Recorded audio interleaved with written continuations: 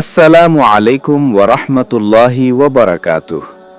প্রিয় ভাই ও বোনেরা, আজ আমি আপনাদের এমন একটি কথা বলবো যেটা জানলে হয়তো আপনার দোয়া নিয়ে ভাবনাই বদলে যাবে। আমরা সবাই দোয়া করি, কিন্তু আমরা সবাই মনে মনে একটাই আশা করি, আল্লাহ যেন ঠিক আমি যেটা চাই ঠিক সেইভাবেই আমাকে দেন। কিন্তু আপনি কি জানেন, আল্লাহ দোয়া কবুল করেন একভাবে নয়, বরং তিনটি ভিন্ন ভিন্ন পদ্ধতিতে। আজকের এই ভিডিওটি শেষ পর্যন্ত শুনুন, কারণ আপনি হয়তো ভাবছেন আমার দোয়া কবুল হয়নি, কিন্তু বাস্তবে হয়তো আল্লাহ আগেই কবুল করে ফেলেছেন। প্রথম পদ্ধতি, আল্লাহ বান্দাকে ঠিক সে জিনিসটাই দেন যেটা সে চেয়েছে। আমরা সাধারণত এটাকেই দোয়া কবুল হওয়া মনে করি। চাকরি চেয়েছিলাম, পেয়েছি। সুস্থতা চেয়েছিলাম, পেয়েছি। সমস্যার সমাধান চেয়েছিলাম, হয়ে গেছে। এটা আল্লাহর সরাসরি অনুগ্রহ।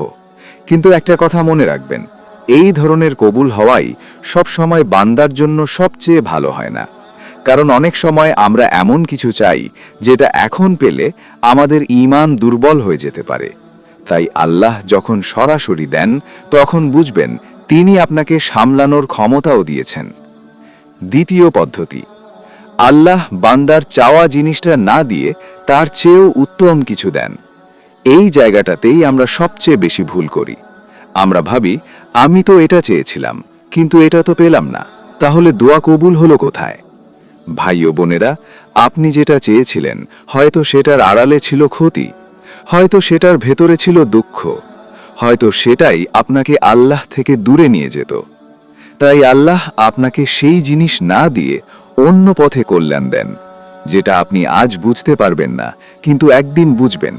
তখন আপনি বলবেন, হে আল্লাহ, আপনি যা দেননি সেটাই ছিল আপনার সবচেয়ে বড় দয়া।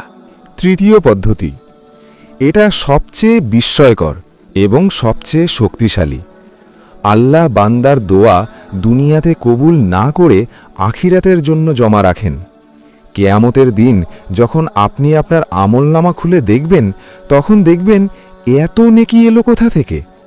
তখন বলা হবে, এই নেকিগুলো সেই দোয়ার বিনিময়ে যেগুলো দুনিয়াতে কবুল হয়নি। সেদিন আপনি চাইবেন, হে আল্লাহ, কাশ দুনিয়াতে যদি আর কোনো দোয়াই কবুল না হতো।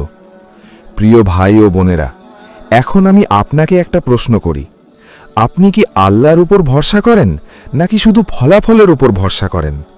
কারণ মুমিনের কাজ হলো দোয়া করা, আর ফলাফলের দায়িত্ব আল্লাহর উপর ছেড়ে দেওয়া। আপনি যখন দোয়া করেন তখন ভাববেন না কখন হবে, কিভাবে হবে। শুধু এটুকু বিশ্বাস রাখবেন, আল্লাহ শুনছেন, আল্লাহ জানেন, আল্লাহ ভুল করেন না।